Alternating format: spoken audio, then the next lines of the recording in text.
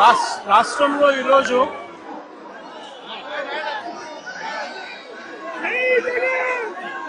జంగల్ రాజ్ అనేది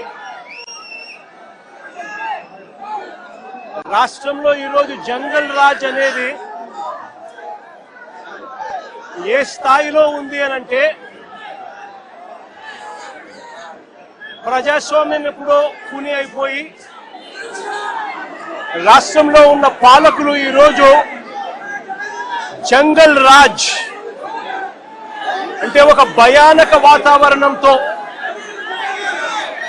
రాష్ట్రాన్ని పరిపాలించే కార్యక్రమం ఈరోజు జరుగుతూ ఉంది. నేను అడుగుతా ఉన్నాను, ఈరోజు అంబటి రాంబాబు అన్న విషయంలో జరిగిన విషయమైతేనేమి, ఈ మధ్యకాలంలో జరిగిన జోగి రమేష్ ఇంటి మీద దాడి విషయమైతేనేమి, విడుదల రజనీ అమ్మ మీద అటాక్ చేసిన విషయమైతేనేమి, బోళ్ళ బ్రహ్మనాయుడన్న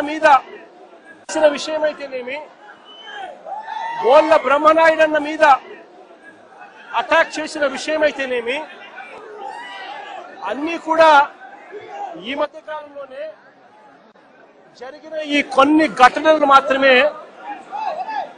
ఉటకరించినా కూడా జంగల్ రాజ్ అనేది ఏ స్థాయిలో ఉంది ఈ రాష్ట్రంలో అన్నది ఇట్టి అర్థమయ్యే విషయాలు.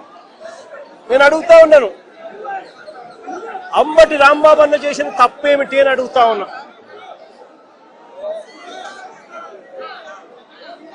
విడుదల రజనమ్మ చేసిన తప్పేమిటి అని అడుగుతా ఉన్నా. జోగి రమేష్ చేసిన తప్పేమిటి అని అడుగుతా ఉన్నా. కరుణాకర్ రెడ్డి తిరుపతి భూముల కరుణాకర్ రెడ్డి చేసిన తప్పేమిటి అని అడుగుతా ఉన్నా. కాకాని గోవర్ధన్ అన్న చేసిన తప్పేమిటి అని అడుగుతా ఉన్నా. బోళ్ళ బ్రహ్మనాయుడు అన్న చేసిన తప్పేమిటి అని అడుగుతా ఉన్నా. కేవలము చంద్రబాబు నాయుడు గారు అనే వ్యక్తి గత సంవత్సరంన్నర నుంచి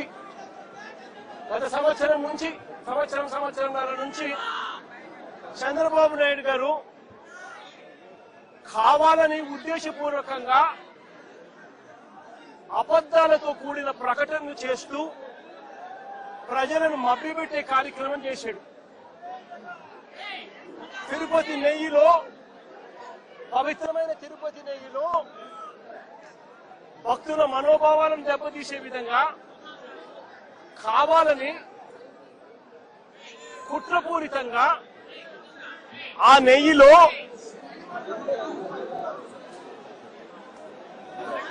జంతువుల కొవ్వు ఉందని, గొడ్డు మాంసం కొవ్వు ఉందని, పంది కొవ్వు ఉందని, చేప నూనె కలిసింది అని అంటూ రకరకాలుగా చంద్రబాబు నాయుడు గారు కొడుకు, ఇదే చంద్రబాబు నాయుడు గారి పార్టీలో తనతో పాటు కలిసి ఉన్న మరో పవన్ కళ్యాణ్ అనే మరో నాయకుడు ఉద్దేశపూర్వకంగా మన వెంకటేశ్వర స్వామి ప్రతిష్టను మనమే దెబ్బతీస్తున్నాము అని చెప్పి ఏమాత్రము కూడా కనీసము దేవుడంటే భయము లేకుండా, దేవుడంటే భక్తి లేకుండా రాజకీయాల కోసం దేవుడిని ఉపయోగించడం మొదలుపెట్టారు.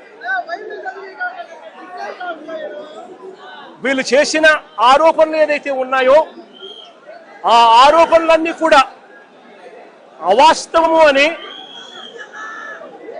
ఏకంగా NDDB national dairy development board, NDDB, NDRI national development research institute, ఈ రెండు కూడా కేంద్రానికి సంబంధించిన ల్యాబులు. కేంద్రానికి సంబంధించిన ఈ ల్యాబులు వీళ్ళ హయాంలో వీళ్ళు ఇచ్చిన టెస్ట్ శాంపుల్ అవి టెస్ట్ శాంపుల్ కూడా అనలైజ్ చేసి వాళ్ళు సిబిఐ ఆధ్వర్యంలో అనలైజ్ చేసి ఈ నెయ్యిలో జంతువుల కొవ్వు కానీ, గొడ్డు మాంసం కొవ్వులు కానీ, పంది కొవ్వు కానీ, చేప నూనె కానీ, ఇటువంటివి ఇంకొకటి కానీ ఇటువంటివి అవి ఏవి లేవు అని చెప్పి నిర్ధారణ చేసి సర్టిఫికెట్లు ఇస్తే ఆ సర్టిఫికెట్లు సాక్షాత్తు సిబిఐ వాళ్ళ సిబిఐ ఛార్జ్ షీట్లో ఈ ఎన్డీడీబీ సర్టిఫికెట్, ఎన్డీఆర్ఐ సర్టిఫికెట్ రెండు కూడా పెట్టి సిబిఐ ఛార్జ్ షీట్ కూడా క్లోజర్ ఇచ్చింది.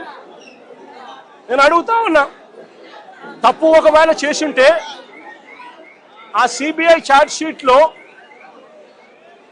వైవి సుబ్బారెడ్డి గారి పేరు, కరుణాకర్ రెడ్డి గారి పేరు ఎందుకు చేర్చలేదు? ఒకవేళ తప్పు చేసినట్టు ఒకవేళ ఆధారాలుంటే, తప్పు నిజమే అయితే వీళ్ళని ఎందుకు అరెస్ట్ చేయలేదు? అంటే సిబిఐ క్లీన్ చిట్ ఇస్తా ఉంది, ఎటువంటి తప్పు జరగలేదు అని వీళ్ళ పేర్లు కూడా ఛార్జ్ షీట్లో పెట్టకుండా, వీళ్ళని అరెస్ట్ చేయకుండా సిబిఐ క్లీన్ చిట్ ఇస్తా ఉంది. ఎన్డీడీబీ ల్యాబ్, ఎన్డీఆర్ఐ ల్యాబ్, ఈ ల్యాబులు కూడా క్లీన్ చిట్లు ఇస్తా ఉన్నాయి. మరి ఇన్ని క్లీన్ చిట్లు ఇస్తా ఉన్న సందర్భాలలో అసలు ఈ సిబిఐ అనేది ఎందుకు వచ్చింది? వైవి సుబ్బారెడ్డి గారు సుప్రీంకోర్టుకు వెళ్ళి రాష్ట్ర ప్రభుత్వం చేస్తా ఉన్న ఆరోపణలు తప్పు, వీటి మీద విచారణ చేయండి అని వైవి సుబ్బారెడ్డి గారు సుప్రీంకోర్టుకు వెళ్ళి కేసు వేస్తే సుప్రీంకోర్టు వైవి సుబ్బారెడ్డి గారి పిటిషన్ మేరకు సిబిఐ చేత విచారణకు పర్మిషన్ ఇచ్చింది. వాళ్ళు విచారణ చేసి వీళ్ళెవరూ తప్పు చేయలేదు అని చెప్పి నిర్ధారించి ఎన్డీడీబీ, ఎన్డీఆర్ఐ ల్యాబుల సర్టిఫికెట్లు కూడా పొందుపరిచి క్లీన్ చిట్లు ఇస్తే చంద్రబాబు నాయుడు గారు అనే వ్యక్తి, పవన్ కళ్యాణ్ అనే వ్యక్తి, నారా లోకేష్ అనే వ్యక్తి, ఇంకా ఇటువంటి అన్యాయస్తులు ఎవరైతే ఉన్నారో వీళ్ళంతా కూడా చేసిన తప్పుకు చంపలేసుకొని ప్రజలకు, వెంకటేశ్వర స్వామికి చేసిన తప్పులకు లెంపలేసుకొని క్షమాపణ కోరాల్సింది పోయి ఇదే చంద్రబాబు నాయుడు గారు, ఇదే లోకేష్ అనే చంద్రబాబు నాయుడు గారి కొడుకు, ఇదే పవన్ కళ్యాణ్ అనే ఇంకొక వ్యక్తి, వీళ్ళంతా కూడా కూడబలుపుకొని మళ్ళీ అదే అబద్ధాలను